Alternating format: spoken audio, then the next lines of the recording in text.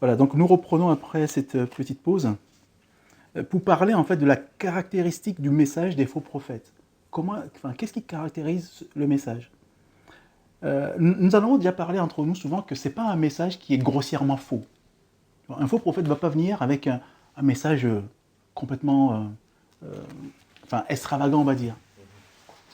Je rappelle un peu le passage qu'on a lu tout à l'heure, 2 Corinthiens 11, versets 13 à 15. Ces hommes-là sont de faux apôtres, des ouvriers trompeurs, déguisés en apôtres de Christ. Cela n'est pas étonnant puisque Satan lui-même se déguise en ange de lumière. Il n'est donc pas étrange que ses ministres aussi se déguisent en ministres de justice. En fait, il est question de déguisement et de lumière.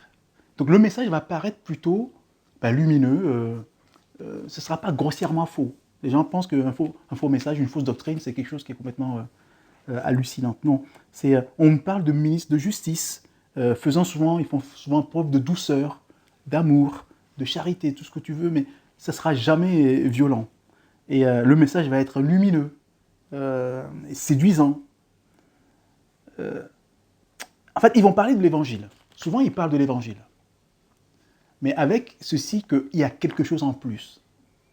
Non, l'évangile devrait se suffire à lui-même. Mais souvent, il y a quelque chose en plus. On va voir comment on est mis en garde par rapport à ça.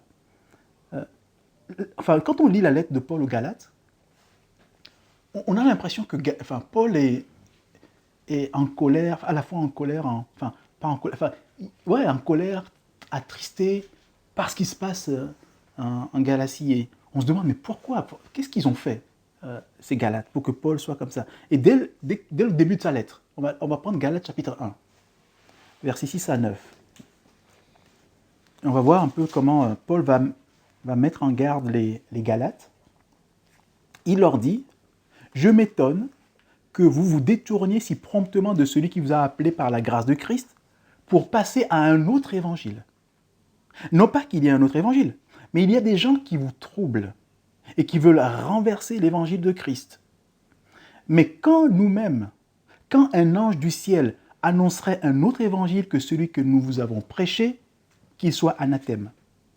Nous l'avons dit précédemment, et je le répète à cette heure, si quelqu'un vous annonce un autre évangile que celui que vous avez reçu, qu'il soit anathème.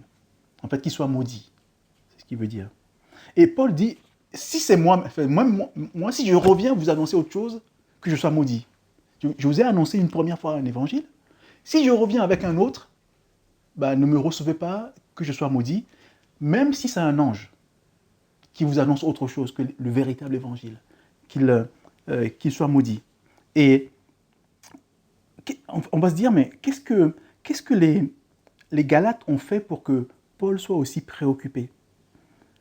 En fait, c'est que les Galates, ils avaient pris l'évangile, ils y avaient rajouté quelques préceptes judaïques, simplement.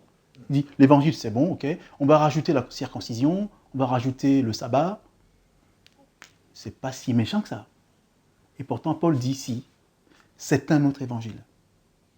Le simple fait d'ajouter ça, là, ces préceptes judaïques, c'est terminé. Ce n'est plus l'évangile, c'est un autre. Et on sent que Paul est très préoccupé, et il dit même, au chapitre 5, verset 4, « Vous êtes séparés de Christ, carrément. Hein. Vous êtes séparés de Christ, vous qui cherchez la justification par la loi, vous êtes déchus de la grâce. » Et que les Galates, ils avaient accepté l'évangile, mais ils ont dit, mais en même temps, il nous faut quand même la circoncision, il faut aussi respecter le sabbat, tout ça. Et Paul dit, mais vous êtes déchus de la grâce. C'est plus l'évangile. L'évangile, c'est la grâce pure. Et si vous voulez ajouter vos œuvres de la loi, fini. Ce n'est plus l'évangile, c'est un autre. Donc on voit la gravité du fait de rajouter certaines choses à l'évangile. On voit que Paul est indigné. Paul est terriblement indigné. Et on peut se demander pourquoi en fait Paul est indigné comme ça. Et j'avais souvent pris l'exemple du gâteau empoisonné. C'est-à-dire que si vous voulez faire un gâteau, vous pouvez prendre un gâteau, vous allez prendre une farine de très bonne qualité, de préférence bio. Vous allez chercher des œufs bio, du lait bio, voilà, des très bonnes choses. Et voilà, comme Azer nous a fait un gâteau, là, un très bon gâteau comme ça. Et avec tout ça, vous mettez 2 gouttes ou 1 goutte de cyanure. Le gâteau, il est plus bon. il est devenu mortel. C'est-à-dire qu'il peut être très, très, très appétissant, très, très bon à manger, avec les meilleurs ingrédients, mais si j'y mets une goutte de cyanure, tu meurs. En fait, c'est pour ça que Paul est indigné. L'évangile, c'est quelque chose de très beau, c'est le gâteau. Quelque chose de merveilleux qu'on vous propose. Vous y ajoutez une seule goutte de poison, c'est fini. Il est plus bon. C'est soit l'évangile pur, si vous y ajoutez quelque chose, ça devient mortel. C'est vraiment comme ça qu'il faut voir comment fonctionnent les fausses doctrines. C'est l'évangile d'abord, et un petit pourcentage de mensonges, un petit pourcentage de quelque chose qui n'est pas vrai. Ça suffit pour tuer les gens, spirituellement parlant. On peut égarer les gens comme ça, avec voilà, juste ce qu'il faut, juste un petit peu de poison, ça suffit. Et on va voir que la Bible va nous mettre en garde tout le temps contre les ajouts. Voilà. Dieu nous donne quelque chose, et la Bible va dire, mais si vous y rajoutez quelque chose, ça devient mortel. Retournons un peu dans l'Ancien Testament, dans le livre du Deutéronome. C'est Moïse qui va commencer par nous mettre en garde. Deutéronome chapitre 4, verset 2. Et on va rester dans le livre du Deutéronome pour lire au chapitre 12, verset 32 aussi. On va lire 2 versets, comme ça. Donc 4, 2 et 12, 32. Donc que dit Moïse au peuple ? Vous n'ajouterez rien à ce que je vous ai prescrit, et vous n'en retrancherez rien, mais vous observerez les commandements de l'Éternel, votre Dieu, tels que je vous les ai prescrits. Et si on va au chapitre 12, verset 32, il écrit aussi, vous observerez et vous mettrez en pratique toutes les choses que je vous ordonne, vous n'y ajouterez rien, et vous n'en retrancherez rien. Et Salomon, dans les Proverbes aussi, va nous parler, au chapitre 30 du livre des Proverbes, versets 5 et 6, où il est dit « Toute parole de Dieu est éprouvée. Il est un bouclier pour ceux qui cherchent en lui un refuge. N'ajoute rien à ces paroles, de peur qu'ils ne te reprennent et que tu ne sois trouvé menteur. » C'est-à-dire la parole de Dieu, nous n'avons rien à y rajouter. Ce n'est pas les gens qui ont maintenant des visions nouvelles, là. L'apôtre Paul met en garde les disciples aussi. Les Corinthiens, on va lire simplement la lettre qu'il écrit aux Corinthiens, la première lettre, au chapitre 4, verset 6. Vraiment que nous prenions conscience de l'importance de cette chose-là, parce que la Bible nous met en garde à plusieurs reprises. Donc j'ai pris quelques exemples. 1 Corinthiens chapitre 4, verset 6. « C'est à cause de vous, frères, que j'ai fait de ces choses une application à ma personne et à celle d'Apollos, afin que vous vous appreniez en nos personnes à ne pas aller au-delà de ce qui est écrit. » Voilà. Nous ne devons pas aller au-delà de ce qui est écrit. Et l'apôtre Jean va être encore plus sévère dans sa deuxième lettre, verset 9. Il dit « Quiconque va plus loin et ne demeure pas dans la doctrine de Christ n'a point Dieu. » C'est-à-dire que la doctrine, qui est l'évangile, si je vais au-delà de l'évangile, si j'ajoute quelque chose, je n'ai même plus Dieu. Enfin, c'est catégorique. Ce n'est pas que tu es sorti un peu, tu n'as pas Dieu si tu rajoutes quelque chose. Et j'aimerais qu'on termine sur cette notion-là, d'ajouter quelque chose ou même de retrancher quelque chose à la parole. La Bible se termine comme ça, Apocalypse chapitre 22. Avant que la Bible, la parole soit clôturée, Dieu nous rappelle cela dans le dernier chapitre de la Bible, Apocalypse chapitre 22, versets 18 et 19. Jésus nous dit « Je le déclare à quiconque entend les paroles de la prophétie de ce livre. Si quelqu'un y ajoute quelque chose, Dieu le frappera des fléaux décrits dans ce livre. Et si quelqu'un retranche quelque chose des paroles du livre de cette prophétie, Dieu retranchera sa part de l'arbre de vie et de la ville sainte décrits dans ce livre. » Voilà. Nous n'avons rien à rajouter. C'est fort, hein? Ah oui, c'est fort. C'est fort. Vraiment qu'on prenne conscience que l'évangile a été donné une fois pour toutes. On ne rajoute rien, on ne retranche rien. Voilà. Et en fait, la Bible dit que quiconque rajoute quelque chose, en fait, est un faux prophète. Automatique. Si tu rajoutes quelque chose à l'évangile, tu es un faux prophète. Et on a souvent des mouvements qui sont apparemment, on va dire, chrétiens. Mais en réalité, ce sont des sectes au sens des déviations de l'évangile. Et nous allons voir que tous ces mouvements ont quelque chose en commun. C'est que, comment on peut dire ça, ce que je peux appeler la caractéristique des sectes, ça se résume en 2 lettres, E et T. C'est la conjonction de coordination et.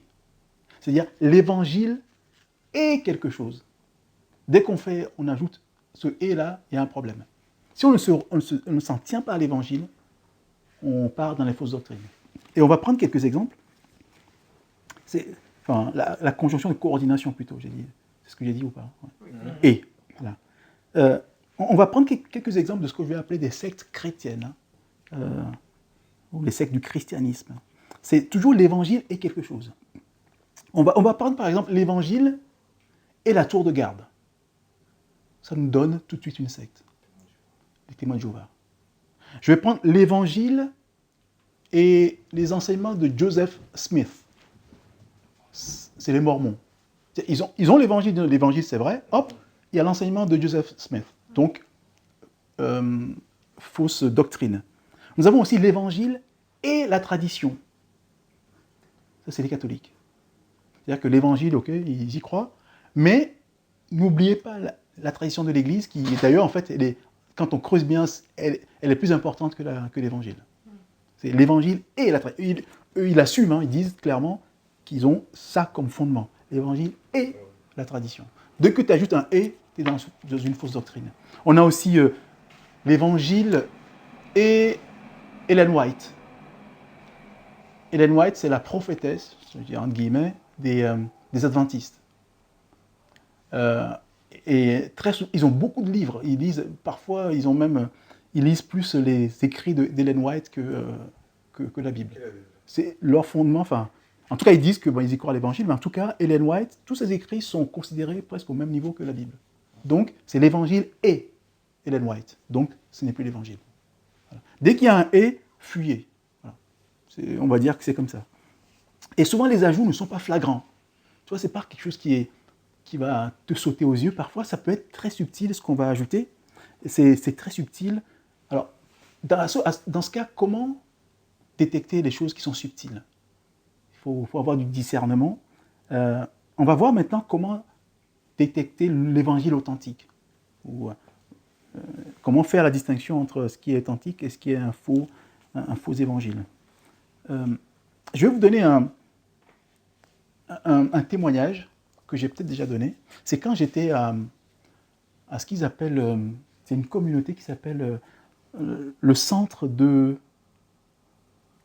universel de prière, quelque chose comme ça. J'y suis allé une fois, j'étais invité. Et donc ça commence et le pasteur, le prédicateur, il vient et il prêche à partir du livre de Job. Il va dans le livre de Job, chapitre 1, et il nous lit le verset 5, comme base de sa prédication. Donc qu'est-ce qu'on lit dans Job 1, 5 ? Et quand les jours de festin étaient passés, Job appelait et sanctifiait ses fils, puis il se levait de bon matin et offrait pour chacun d'eux un holocauste. Car Job disait, « Peut-être mes fils ont-ils péché et ont-ils offensé Dieu dans leur cœur ?» C'est ainsi que Job avait coutume d'agir. Ok. Donc il s'arrête là et nous dit, vous comprenez que là, Job offrait des sacrifices pour les péchés de ses fils.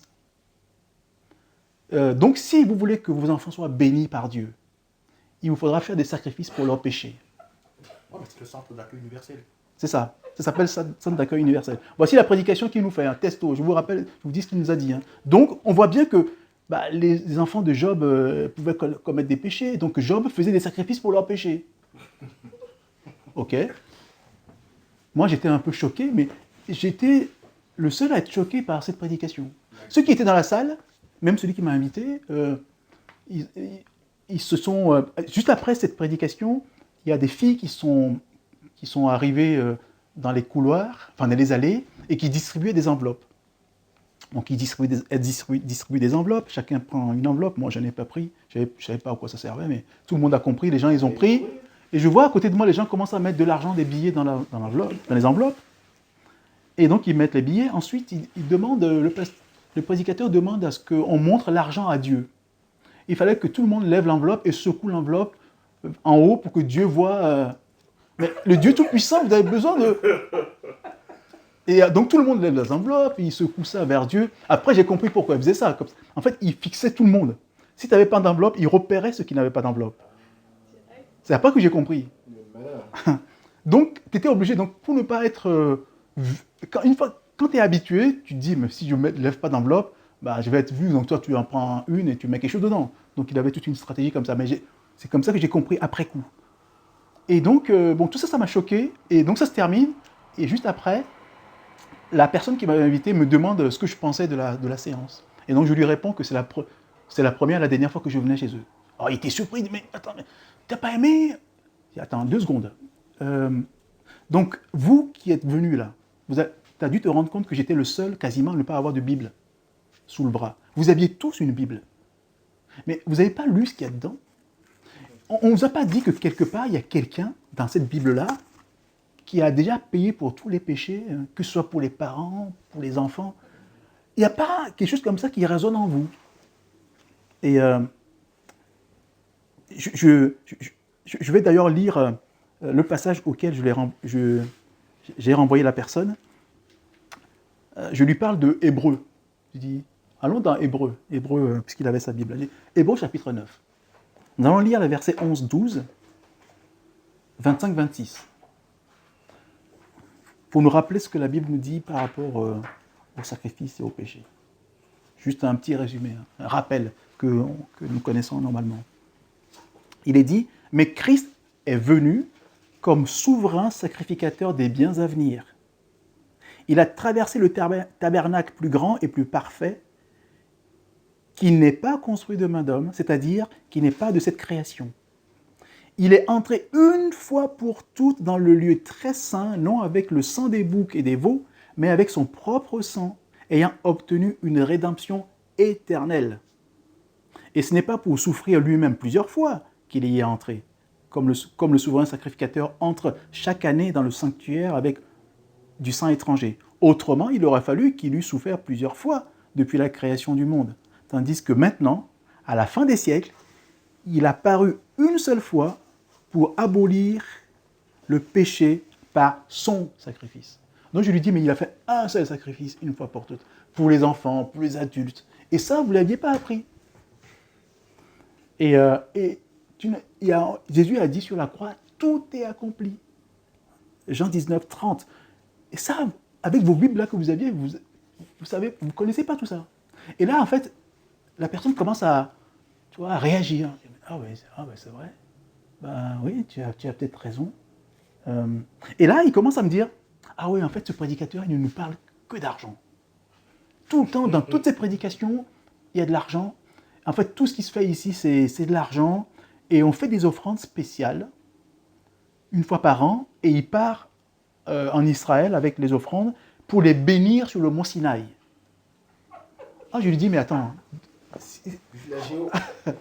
Je dis, mais il part sur le mont Sinaï parce qu'il ne peut pas bénir l'argent ici. Mais qu'est-ce que Jésus a dit? Je lui dis, écoute, Jean chapitre 4, verset 19 à 21. C'est quand Jésus discute avec la femme samaritaine. Et à un moment donné, la femme lui dit, Seigneur, lui dit la femme, je vois que tu es prophète. Nos pères ont adoré sur cette montagne. Et vous dites que le lieu où il faut adorer est à Jérusalem. Femme, lui dit Jésus, crois-moi, l'heure vient où ce ne sera ni sur cette montagne, ni à Jérusalem que vous adorerez le Père. Donc je lui dis, mais il n'y a plus de lieu spécial. Ce n'est ni à Jérusalem, ni sur le mont Sinaï, ni... Et là aussi, il se dit, ah ben ouais, c'est... Mais... Déjà, il ne s'est pas rendu compte que le mont Sinaï, c'est pas en Israël. Oui, mais ouais, peut-être pas. Ouais. Je pense que... En tout cas, il leur a dit, voilà, il partait sur le mont Sinaï, en tout cas, pour aller bénir les offrandes. En tout cas, c'est juste le principe de dire qu'il y a un lieu spécial où on va bénir les offrandes. En tout cas, voilà. Alors qu'ils avaient une Bible sous le bras. Donc, il est important vraiment que nous examinions le message. Tout ce qu'on nous dit, c'est ce que je lui ai dit, hein, mais examinez ce qu'on vous dit à la lumière des Écritures. Voilà. Et l'apôtre Paul le dit dans sa première lettre aux Thessaloniciens, au chapitre 5, versets 20 et 21, il nous dit bien, ne méprisez pas les prophéties, mais examinez toutes choses, retenez ce qui est bon. Nous avons le devoir d'examiner. Même les prophètes d'aujourd'hui, quand ils nous annoncent des choses, nous avons le devoir d'examiner et de ne retenir que ce qui est bon. Parce que tout n'est pas forcément bon. Si on nous dit de retenir ce qui est bon, c'est que parfait, tout n'est pas bon. Donc nous devons examiner et ne retenir que ce qui est bon. Et nous devons examiner avec rigueur et attention. Parce que nous avons vu que la séduction, elle est subtile, elle est grande et on peut se faire facilement avoir. Parce qu'en fait, le message des faux prophètes est essentiellement constitué de vérité. En grande partie, c'est une vérité. C'est comme je disais tout à l'heure, l'évangile d'abord. On va juste rajouter un petit poison. Et très souvent, enfin, on le sait, ils utilisent les Écritures. Ils se basent toujours sur les Écritures, sauf qu'il faut savoir examiner et avoir du discernement. Et j'aimerais qu'on prenne l'exemple de la tentation du Seigneur par Satan avant le début de son ministère. Quand il commence son ministère, il va au désert et il est tenté par le diable. C'est Matthieu chapitre 4. Et pour moi, ça nous enseigne aussi aujourd'hui, par rapport à notre façon de nous comporter face aux faux enseignements, aux faux prophètes. Voilà, on va voir comment Jésus s'en sort dans cette affaire. Donc on va lire juste le début du chapitre 4, on va aller jusqu'au verset 11, où il nous est dit « Alors Jésus fut emmené par l'Esprit dans le désert, pour être tenté par le diable. Après avoir jeûné 40 jours et 40 nuits, il eut faim. Le tentateur s'étant approché lui dit « Si tu es fils de Dieu, ordonne que ces pierres deviennent des pains. » Enfin, que ces pierres deviennent des pains.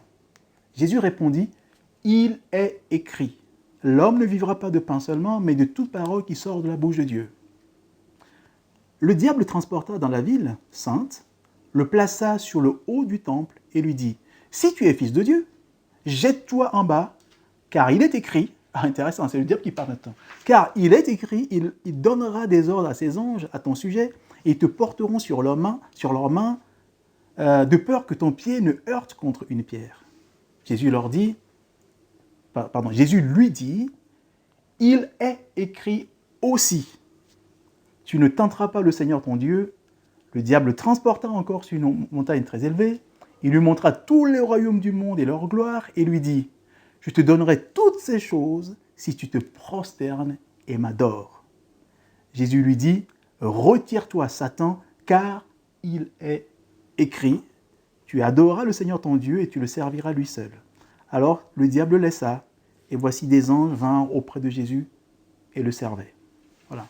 Donc la seule arme utilisée par Jésus, c'est les Écritures. Si un faux prophète, un prédicateur me dit quoi que ce soit, je dois vérifier. Qu'est-ce qui est écrit? D'autant plus que Satan connaît la Bible que nous tous. Il connaît mieux la Bible que nous tous qui sommes ici. Il maîtrise mieux que nous. Donc lui aussi, il dit, il est écrit. Et à nous de trouver l'endroit pour lui dire, il est aussi écrit. Ce que Jésus a fait. Donc il faut qu'on connaisse. Sinon, c'est comme ça que les faux prophètes nous manipulent. Parce qu'ils connaissent bien la parole. Quand tu écoutes les prédications des faux prophètes, mais ils maîtrisent la parole comme pas possible. Ah ouais, mais c'est impressionnant. C'est justement parce qu'ils connaissent bien. Et donc, nous devons connaître aussi pour pouvoir examiner les choses. Parce qu'en fait, c'est la lumière qui nous permet de voir si c'est vrai ou pas. Et que nous dit l'apôtre Paul dans sa première lettre aux Corinthiens, au chapitre 15. J'aime beaucoup ce passage-là. On va lire les 4 premiers versets, où Paul dit aux Corinthiens, « Je vous rappelle, frères, l'évangile que je vous ai annoncé, que vous avez reçu, dans lequel vous avez persévéré, et par lequel vous êtes sauvés, si vous le retenez tel que je vous l'ai annoncé.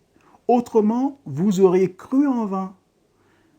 Je vous ai enseigné avant tout, voici ce qui est intéressant, c'est la suite, je vous ai enseigné avant tout, comme je l'ai aussi reçu, que Christ est mort pour nos péchés selon les Écritures, qu'il a été enseveli et qu'il est ressuscité le 3e jour selon les Écritures. C'est-à-dire que tout doit être fait, on croit selon les Écritures. Si ce n'est pas selon les Écritures, ce n'est pas la peine. L'Évangile, nous savons tous que c'est un bien précieux. Il n'y a pas de bien plus précieux que l'Évangile. Et nous savons que tout ce qui est précieux est falsifié, est contrefait.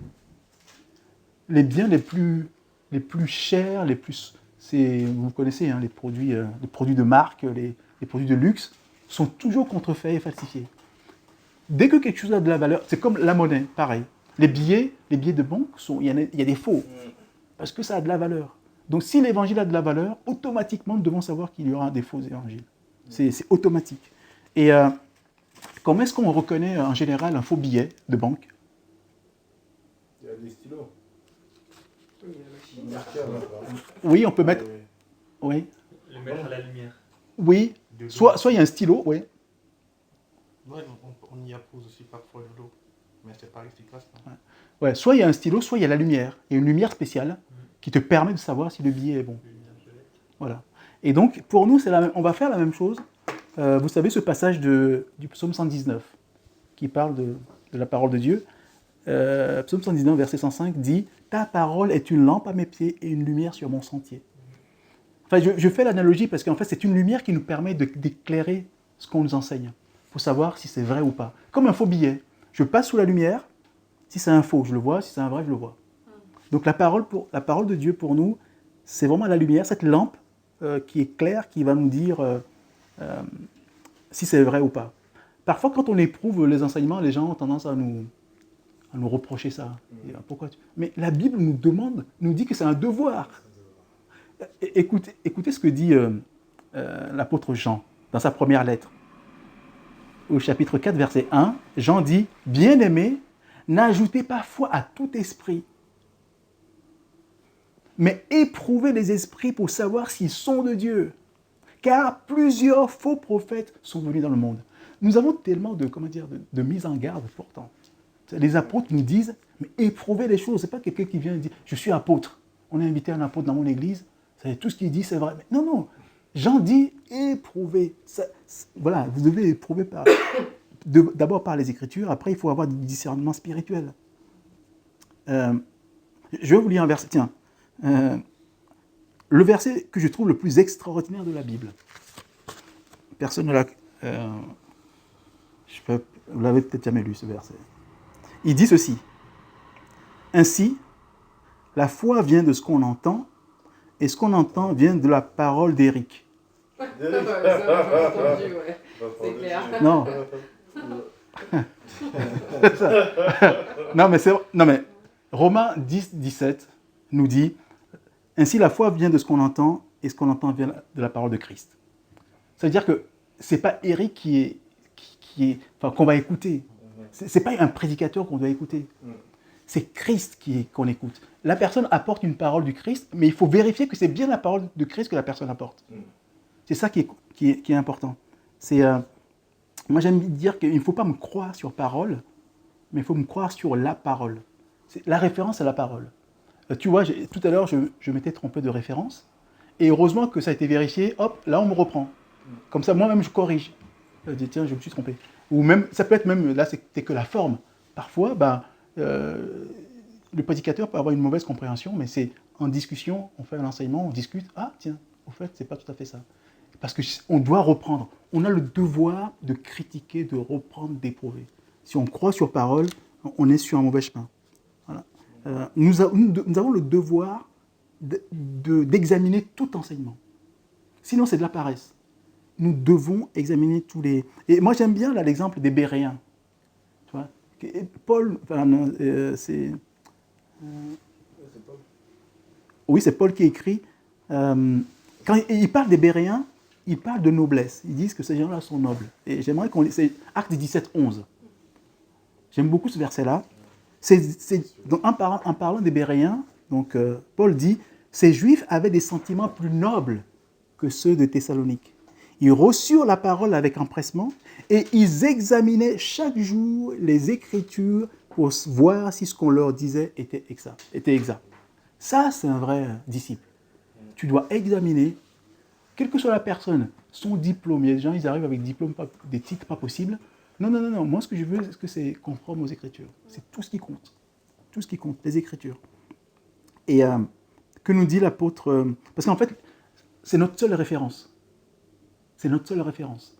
Des gens qui nous disent qu'ils ont des visions, des rêves. Dieu en donne des visions, des rêves, des songes. Mais jamais pour contredire sa parole. Alors ceux qui voient d'autres choses que la parole, il y a un problème. Hein, c'est... Notre seule référence, c'est la parole de Dieu.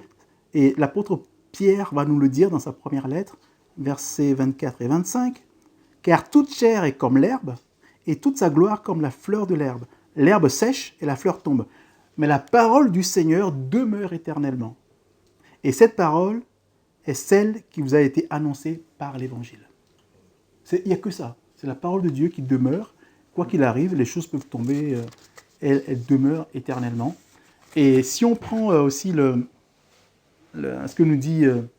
moi, j'aime bien prendre plusieurs apôtres pour appuyer, qui disent, on voit qu'ils sont inspirés par le même esprit. On voit ce que vient de nous dire Pierre. Et quand Paul va écrire à Timothée, il va aller dans le même sens.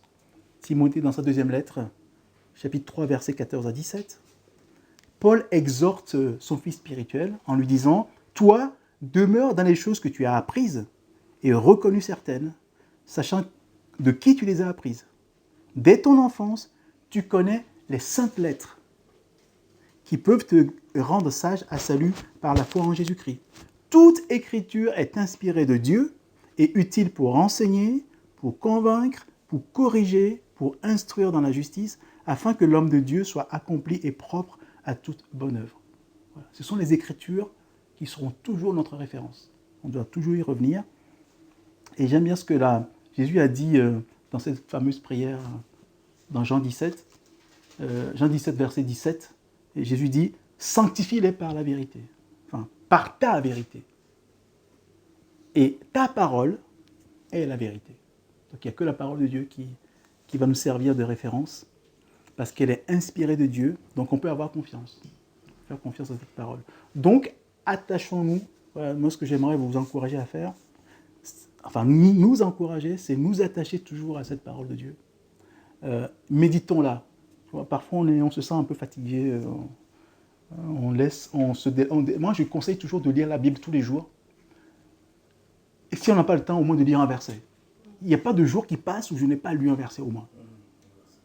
Il faut que je sois imprégné de la parole. Tous les jours, je la médite. Mais autant lire un verset et la méditer que de lire 3 chapitres. Il faut vraiment être dans la méditation. Je dis vraiment que nous devons nous accrocher à la doctrine de la croix, parce que les faux prophètes, souvent, ce n'est pas ça qui les intéresse. Ce n'est pas la doctrine de la croix. Il y a souvent autre chose. Accrochons-nous vraiment à la doctrine de la croix, et demeurons fermes dans la doctrine, la saine doctrine de l'Évangile. Et j'aime bien ce que dit Paul aux Éphésiens, quand il parle du fait d'être solide, de ne pas être emporté par tout vent de doctrine. C'est Éphésiens 4, verset 14. Afin que nous ne soyons plus des enfants, flottant et emportés à tout vent de doctrine par la tromperie des hommes, par leur ruse, dans les moyens de séduction. Voilà. Et ça, on connaît des gens qui changent de doctrine tout le temps. Tu vois, tu les vois un jour là, le lendemain tu les vois ailleurs.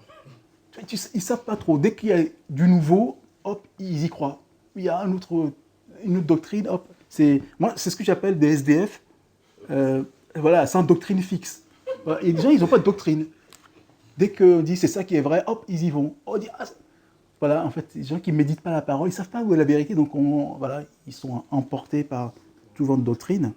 Et souvent, ce sont ces gens-là qui sont séduits et qui sont malheureusement détruits. Détruits financièrement, moralement et surtout spirituellement. Et les gens que les églises ont détruits, c'est-à-dire que tellement on leur a fait croire des choses qui ne sont pas vraies. Des gens, moralement, ils sont déçus, des gens qui sont écartés de la foi, enfin, voilà, par des faux prophètes. Donc faisons attention. Et quand la Bible dit, Osée 4,6, « Mon peuple est détruit par manque de connaissance », c'est vraiment capital qu'on ait la connaissance, parce que c'est une destruction qui nous attend. Donc le mot est fort, hein, détruit. On est détruit par manque de connaissance. Donc le peuple chrétien, le peuple de Dieu doit avoir cet amour pour la vérité. Dieu nous donne un commandement. nous savons que les commandements de Dieu sont donnés par amour. Et dans Josué, chapitre 1, verset 8, il est écrit que ce livre de la loi ne s'éloigne point de ta bouche, médite-le jour et nuit pour agir fidèlement selon tout ce qui est écrit.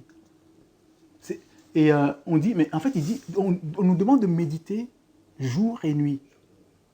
Mais ce n'est pas écrit par hasard. Hein. Ça veut dire que ça peut nous arriver qu'on soit amené à méditer la nuit, parce qu'on voilà, on en a besoin, on se lève tôt pour méditer, ou on se couche tard, mais il faut vraiment être imprégné. J'aime bien le mot qui veut dire médite-le, c'est hagar en hébreu, qui signifie en fait ruminer. En fait, c'est rumine la parole. C'est-à-dire qu'en fait, tu prends la parole, tu la fais revenir à ta bouche. Tu vois, c'est ruminer, tout le temps méditer, mais c'est en fait le vrai mot, c'est ruminer. C'est vraiment un travail, ça part, ça revient, ça part, ça revient. Voilà. Et moi, j'aime bien l'apôtre, enfin, pas l'apôtre, mais David, le roi David. Souvent, on a l'impression qu'il prend la parole de Dieu à la lettre. Et on lit des choses, on se dit, mais c'est pas possible, personne ne le fait. Mais quand on voit David le fait en fait. Et dans le psaume 119, verset 148, il dit « Je devance les veilles et j'ouvre les yeux pour méditer ta parole. » En fait, David se levait vraiment la nuit pour méditer la parole de Dieu. Voilà. C'est comme ça. On sent que lui, il prend les choses à cœur. Et quel conseil Paul va donner à son fils spirituel Timothée, de très important dans sa première lettre. Il lui dit, 1 Timothée 4,13, « Jusqu'à ce que je vienne, applique-toi à la lecture. » Tu vois, ça, tous les chrétiens doivent entendre ça. Appliquez-vous à la lecture, tous les jours. C'est appliquer, c'est pas lire de temps en temps, c'est appliquez-vous à la lecture. Appliquons-nous à la lecture. C'est vraiment le conseil que Paul donne à chaque disciple. Enfin, ce n'est pas que pour Timothée, mais c'est pour nous tous. Nous avons tous intérêt à méditer la parole de Dieu. Et nous devons la connaître pour pouvoir lutter, pour pouvoir lutter contre les fausses doctrines. Et c'est ça qui nous permet de reconnaître les faux évangiles. Si je ne connais pas le vrai, je ne peux pas connaître le faux. Je ne peux pas reconnaître le faux. Il faut vraiment que je connaisse bien le véritable évangile. Et j'aimerais terminer par un dernier sujet, c'est quelle doit être notre position vis-à-vis des fausses doctrines. C'est-à-dire que quand nous rencontrons un faux prophète ou une fausse doctrine, parce que les gens disent, quand on se met à dénoncer, à condamner ça, on parle souvent de « ouais, mais toi, tu manques d'amour, voilà, il faut laisser chacun... » Voilà, toi, tu juges, voilà. Toi, tu juges.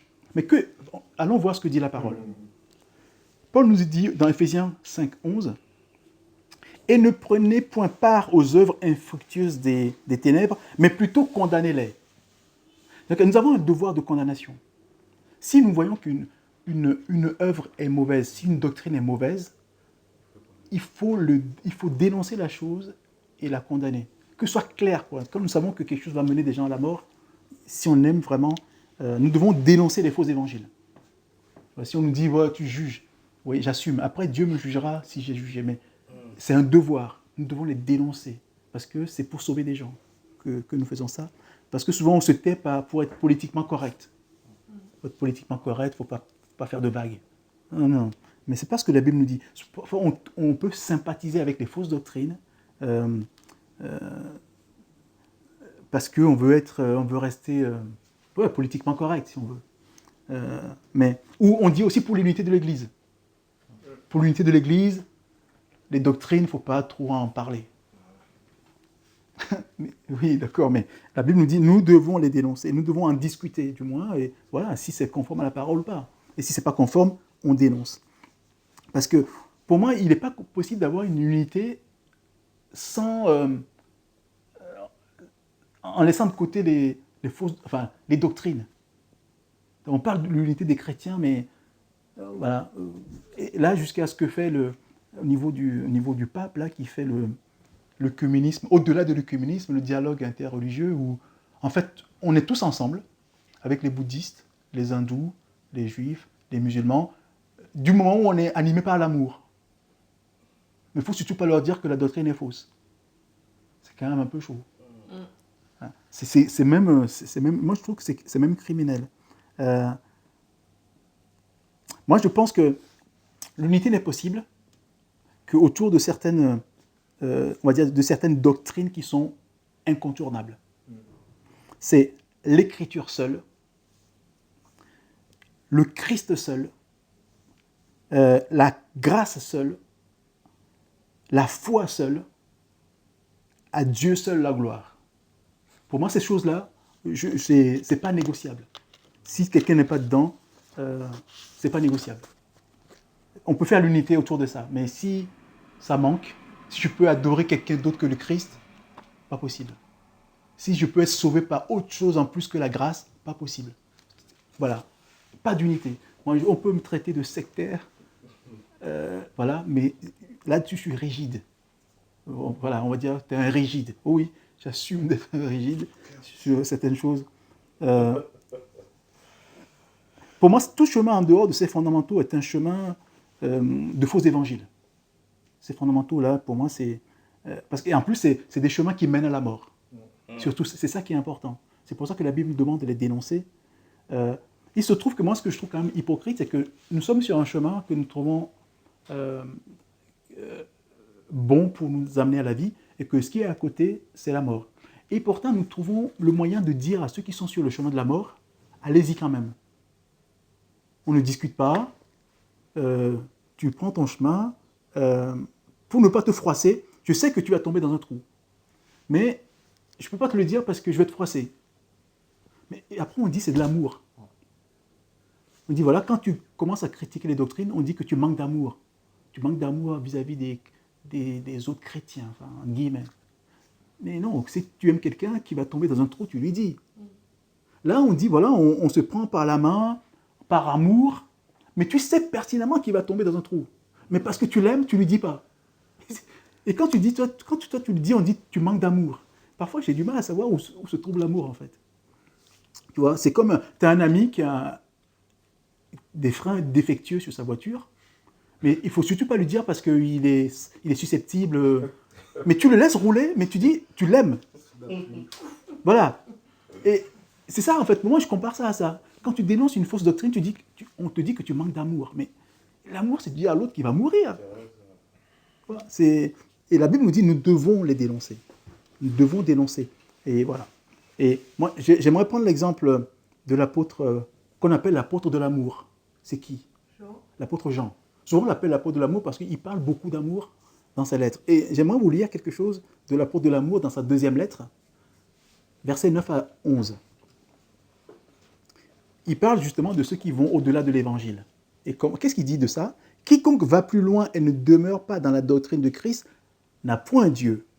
Celui qui demeure dans cette doctrine a le Père et le Fils. Si quelqu'un vient, voilà, c'est ce qui est intéressant, si quelqu'un vient à vous et n'apporte pas cette doctrine, ne le recevez pas dans votre maison et ne lui dites pas salut.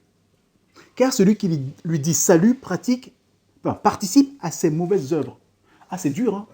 Il dit, ah oui, les faux prophètes, ne les saluez même pas, ne les recevez pas chez vous. Et c'est l'apôtre de l'amour, hein? Parce qu'on dit, quand tu dis ça, c'est manque d'amour. Mais l'apôtre de l'amour nous dit, non, ne les recevez pas. Ne leur dites même pas salut. Mais lui, il va loin. Hein. Donc quand on va sympathiser avec des gens, là, avec des doctrines un peu douteuses, on est vraiment, par rapport à la parole, on est vraiment en porte-à-faux. On doit vraiment être clair, dire, ça, c'est pas bon. Ça, c'est la mort. N'annoncez pas ça, il faut être clair, quoi. Et ceci dit, souvent, on risque d'être moins aimé à cause de ça, quand on dit la vérité. Ce qu'on a dit au début, mais bon, peu importe, au moins on sauve des vies. On sauve des vies, il faut qu'on prenne une position clairement vis-à-vis des fausses doctrines. J'aime bien ce que dit l'apôtre Paul aux Corinthiens dans sa deuxième lettre, au chapitre 12, verset 15. Pour moi, je dépenserai très volontiers et je me dépenserai moi-même pour vos âmes, dussé-je, en vous aimant davantage, être moins aimé de vous. C'est-à-dire que Paul est prêt par amour, alors, à être franc, à être vrai avec eux, même s'il était moins aimé par eux. Ça lui importe qu'il soit moins aimé. Mais si je t'aime, je vais te dire la vérité. Même si tu ne m'aimes plus après. Moi, au moins, parce que nous avons une responsabilité. Ouais, mais au fond, ouais, c'est pas si compliqué. Une fois qu'on a compris que l'enjeu, c'est quand même la vie éternelle dans cette affaire. Donc on peut être froissé, pas froissé, ça n'a aucune importance. C'est la vie éternelle. Donc là, on ne joue pas. Et c'est vraiment important. Nous avons une responsabilité. Et nous, notre responsabilité, lorsque nous sommes au courant de certaines choses, nous devons aider ceux qui sont séduits, ceux qui sont maltraités par les faux prophètes. Et au lieu de dire non, je ne vais pas le froisser en lui disant, si je l'aime vraiment, si je veux l'aider, je lui dis la vérité. Bien entendu, ça dépend de la façon dont je vais lui parler, mais voici ce que nous dit l'apôtre Jacques au chapitre 5 de son livre, versets 19 et 20. « Mes frères, si quelqu'un parmi vous s'est égaré loin de la vérité, et qu'un autre l'y ramène, qu'il sache que celui qui ramènera un pécheur de la voie où il s'était égaré, sauvera une âme de la mort et couvrira une multitude de péchés. » Voilà. Il s'agit quand même de sauver une âme de la mort éternelle. Donc, tout ce qu'on nous demande, c'est de le faire avec sagesse. Voilà. Il ne s'agit pas de rentrer dans les gens, toi ta doctrine est fausse, ta dénomination, vous êtes des menteurs. Ça ne marche pas comme ça. La Bible nous dit clairement, Galates 6, 1, « Frères, si un homme vient être surpris en quelque faute, vous qui êtes spirituels, redressez-le avec un esprit de douceur. » Voilà. Il faut qu'on le fasse avec douceur et sagesse, au lieu de rentrer dans les gens. Ça va être contre-productif, mais nous devons le faire. Voilà. Donc pour conclure, j'aimerais juste résumer un peu ce qu'on a dit. L'essentiel, c'est que nous devons examiner tout enseignement à la lumière des Écritures. Ça, c'est vraiment la chose capitale. Pour ça, il nous faut méditer régulièrement la Bible pour la connaître, pour pouvoir l'utiliser à bon escient, au bon moment. Et comme nous venons juste de le dire aussi, nous avons le devoir, la responsabilité de dénoncer les fausses doctrines. Il ne s'agit pas d'être politiquement correct. Vraiment, nous voulons aider les victimes, parce qu'il y a vraiment des victimes des faux docteurs, des faux prophètes. Donc nous devons les aider en annonçant l'évangile véritable. Et pour nous, il est essentiel que nous prions aussi et que nous méditions la parole. Prions pour que Dieu nous donne un esprit de discernement. Parce qu'il y a des gens qui connaissent la Bible, mais qui n'ont pas d'esprit de discernement. Ça ne sert à rien. C'est Dieu qui va nous donner l'esprit, qui va nous permettre de discerner les choses. Donc nous demandons dans nos prières, c'est vraiment capital d'avoir du discernement. Surtout en ces moments-là où la séduction est forte. La séduction est très forte. Donc demandons à Dieu.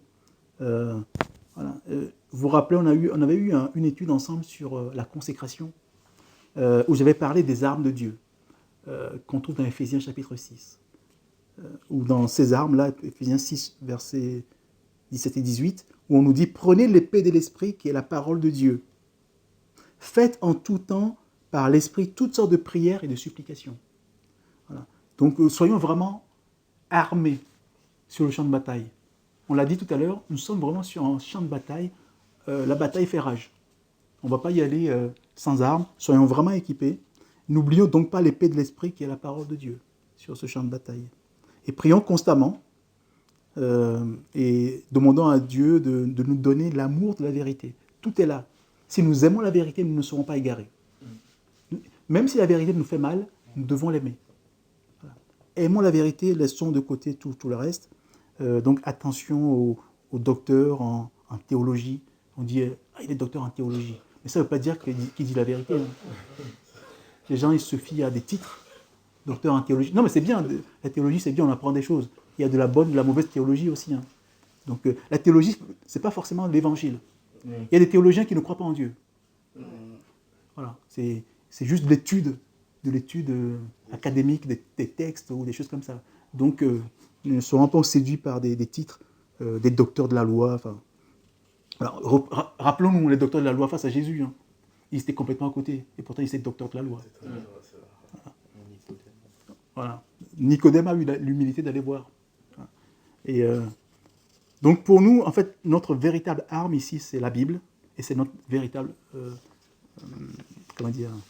notre seule référence. Voilà, c'est notre seule référence. J'aimerais vous citer une parole d'un évangéliste il s'appelle Tozer.